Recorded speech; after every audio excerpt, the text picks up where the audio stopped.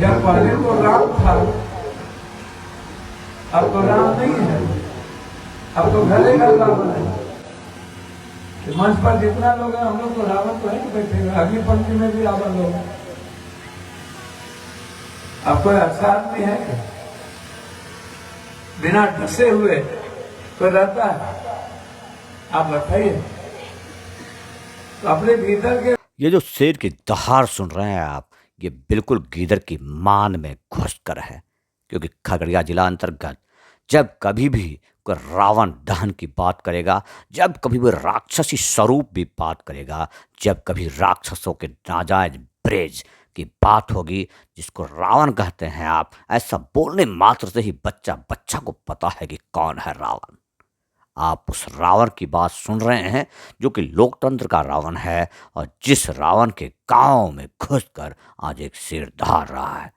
आप जो तस्वीर में वीडियो देख रहे हैं वो है माननीय सांसद राजेश रंजन और पप्पू यादव, जो कि वर्तमान में पूर्णिया के सांसद हैं। और ये क्या कर रहे हैं खगड़िया जिला के परबत्ता थाना अंतर्गत परबत्ता विधानसभा क्षेत्र के नया गांव में।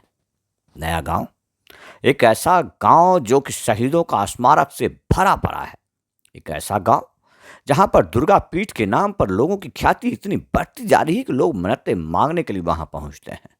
एक ऐसा नया गांव जिस गांव के बारे में कहा जाता है कि यहाँ से लगभग जितने भी युवा होते हैं उनका पहला सपना होता है कि वो सेना में जाएं, सेवा करें।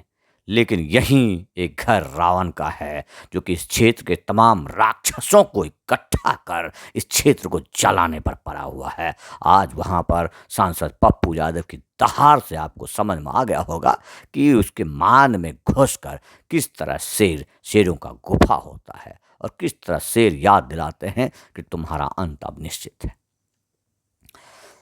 वैसे आपको स्मरण करा दें कि माननीय सांसद पप्पू यादव के बहुत ही नजदीकी और करीबी में से एक स्वतंत्र पत्रकार रविकांत चौरसिया जी को इसी परबत्ता क्षेत्र में लाकर जब पीटा गया था, तब हो सकता है कि यहाँ के नेता और कार्यकर्ताओं में समझौता की जो स्थिति थी, या उस राक्षस का स्वरूप इतना विशाल था कि पप्पू यादव भी डर गए होंगे।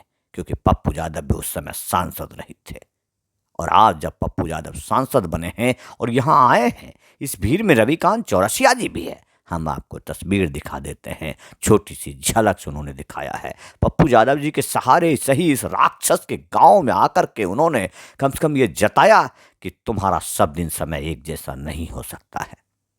आज यहाँ के अभिभाषण में जहाँ पर ये तय रूप से पप्पू यादव जी कहते हैं कि पहले अपने अंदर के रावण को मारने की जरूरत है, तो लेकिन हमें ये सोचना होगा कि हर घर रावण बैठा है, इतने राम कहाँ से लाऊं। तो अपने अंदर के रावण को आपको खुद मारना होगा। लेकिन कुछ रावण ऐसे हैं जो कि बिना कुचले, बिना मर्दे, बिना गर्दन पर पैर रखकर मुंह में अन्यत्र रूप से किए हुए बगैर वो मानेंगे नहीं। तो आप इस वीडियो में देखिए कि कहाँ किस जगह पर पप्पू यादव पहुंच गए हैं। पता नहीं 10-5 दिन के बाद हो सकता है कि पप्पू यादव पर भी एक ऐसा मुकदमा मिले, राक्षस रावण कहे कि वो मेरी माँ को, वो मेरी बहन को बलात्कार करके पप्पू यादव चला गया, उसे पकड़ के जेल में ठूस दो। इसलिए बंद हो, जरा समझें 25 का चुनाव आने वाला है और उस सियार रंगे हुए शेर की खाल में, उस गिदड़ के मान में लोग घुसने लगे हैं। ये वही परबत्ता विधानसभा क्षेत्र है जहां पर राक्षस के डर से कभी कोई घुसा नहीं करते थे। आज उसके गांव में घुसकर लोग रावण की वध की बात करते हैं, रावण को जलाने की बात करते हैं, चुगला को मिटाने की बात करते हैं। सुनिए क्या कर रहे हैं पप्पू यादव जी। छठ के पहले दीपावली थी, दीपावली के पहले दुर्गा पूजा था, उसके पहले सावन था, सावन के बाद गणेश चतुर्थी हो गई। तो पूजा तो भगवान का आप डेली कर, इंसान बन ही नहीं रहे, डेली हम लोग जानवर बन रहे। अब पुतला जला रहे हैं आप रावण का, और रावण से आप पुतला जलवा रहे हैं। यार रावण कहाँ पर है? रावण तो पप्पू यादव के भीतर है। तो मेरा रावण न दहन करिए, अपना रावण न दहन करिए।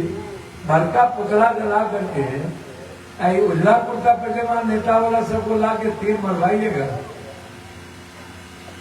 या पहले तो राम था, अब तो राम नहीं है, अब तो घरे घर रावण है।